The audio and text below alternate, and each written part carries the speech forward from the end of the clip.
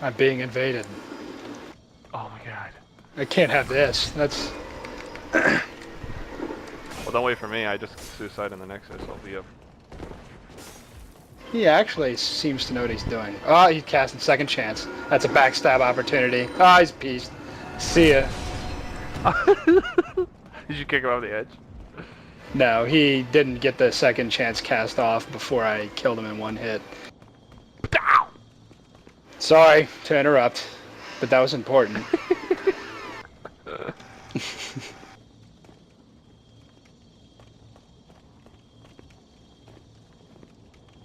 But yeah, Minecraft looks kind of amazing, and it has sort of physics. I mean, sort of.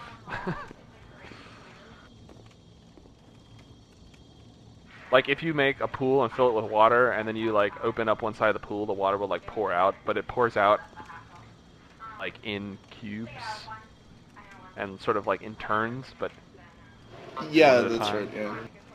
That makes any sense? Yeah, it looked awesome. I remember watching videos of it when it was, you know, pending or whatever. Sounds like a good early effort. Does it have like a goal or gameplay mechanics, or is it just like building stuff? Yeah, it's like a free-form, creative whatnot. Yeah, there's like no real goal or gameplay at all beyond just like, I don't know, man, you can like grief people by just like going and destroying whatever they're building at the time, which is kind of annoying, and when people start doing that to you, like last night I built this little house in the sky, and just like fucking like every third person who would fall down from the sky would just like start destroying my house for like no reason whatsoever. And so I just have to rebuild it. And then one guy just kept trying to delete the floor under me, so I would fall down into like the abyss.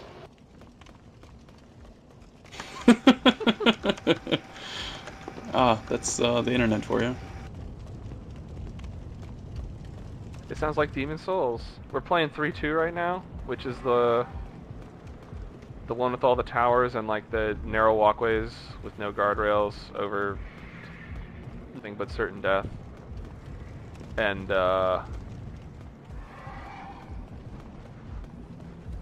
one of the best things you can do. So in, let's see, in 4-3, you fight this big giant Ray thing. It's the boss, and you get this sword that in that level alone can make like this huge wind thing that you can shoot him with out of the sky using this sword. But in every other level, it doesn't do that, and it's just kind of this like pretty slow, shitty two-handed sword that doesn't do any damage. But what it does do is knock people over when you hit them with it, even though it doesn't do hardly any damage. So you can take that sword to this level and invade people and just use that sword and run around and knock them off the edge into the abyss. It's absolutely hysterical. And me and Cuba used to dream about making some sort of compilation video of us just knocking people off these walls. And hopefully soon I'll be able to make that a reality. For our people. For the betterment of our viewing pleasure. For all mankind. Oh my god, it's Yes. You had like one hit point left. I was just thinking how incredibly bad like that would piss me off if I was playing that game, like trying to make my way across that tower. Some and dude just like invading invaded, a thing and it's just like... Yeah. Just knock my ass right off the side. Like, I would probably scream. It's so funny, dude. It's so That's the Demon Souls way. You can tell people are pissed when it happens, too. I don't doubt it. It's also funny if you hit them and they don't fly off. They get really overconfident because you don't do any damage to them. So they're like, this dude's weak as hell. He doesn't know what he's doing. Yeah. And then they get overconfident and charge at you, and you're just like, see ya. It's great. Yeah, remind me to never play with you guys. Well, I mean, playing with us is fine. yeah. Don't right. don't get invaded by us. That's, I mean, the thing is, you know, I'll usually come in here with that sword, and there'll be the player that I'm trying to kill, and then they'll have like two other players helping them out. So it's 3-on-1. You know, what am I supposed to do? Just let them have the advantage? I'd much rather knock them all off in one swing, which has actually only happened once, but it's very satisfying to have them be like, yo, we got 3, you only got 1, what you gonna do, punk? Then, 2 seconds later, they're regretting being alive and buying the game. What's even funnier is when you're a Black Phantom, if you die to the environment by, like, something falling on you or falling off the edge or whatever, you lose a soul level. So if you carry that sword with you while you're doing the level, if you get invaded, you can do that to the Black Phantom and fucking make him lose his soul level, which is sweet, sweet justice.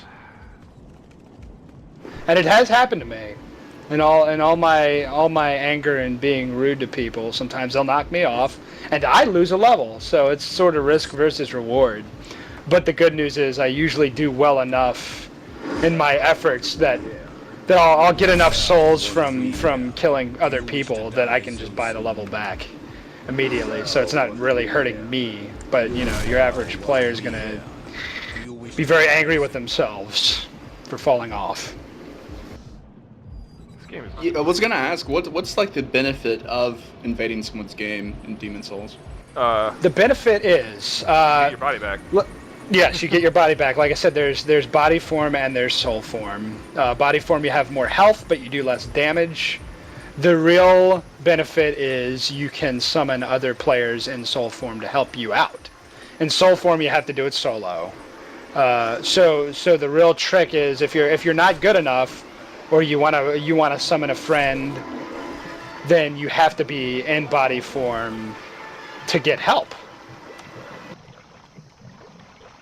Right. You can only summon Blue Phantoms to help you if you're a body, but you can only get invaded by Black Phantoms if you're in body. So it's another risk-reward thing. If you stay in body, then you can get people to help you, but you might get invaded.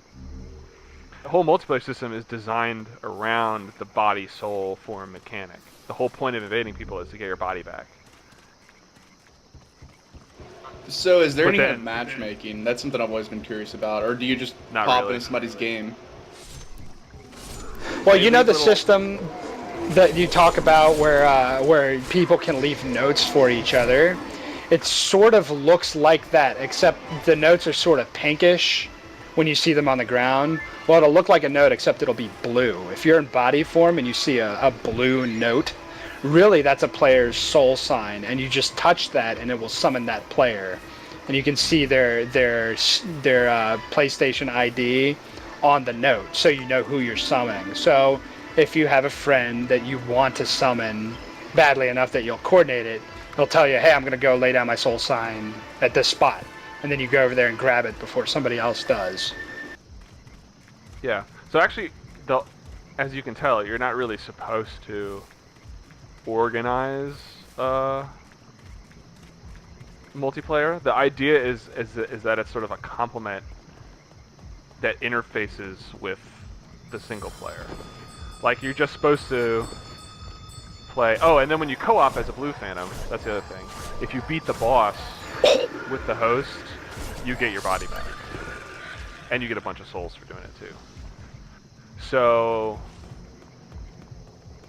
the idea is that Basically you're what just I playing was- your game, and you utilize the multiplayer to help yourself out if you want.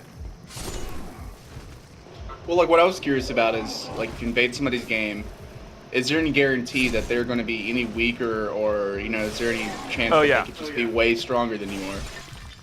You like when you pick up soul signs, blue ones for Blue Phantoms, they're only for you'll only see the ones for people who are like sort of within 10 levels of you or so. And same with Black Phantoms, they'll only evade people who are within 10 or so levels of them. And as So you how get big is the higher in difference? level, as you get higher in level, that sort of threshold will get bigger as well, because levels start to mean less over time. So the higher you get, and there may be less players higher up, so that threshold gets bigger to compensate for that. So there's still players to invade and players to help you.